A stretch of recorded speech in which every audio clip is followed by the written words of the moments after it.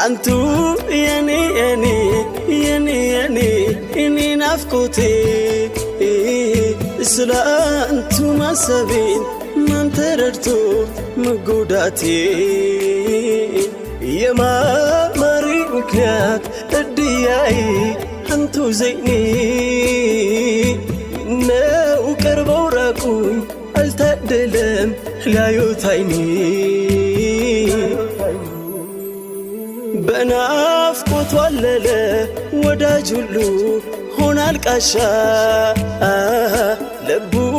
መዲና ነው በአካል ቢኖር ከሐበሻ እጣ የጠበቀ ጧት ማታ መቃኘቱን አይረጋም ካላየ ያለሙን ኑር ሙሐመዱን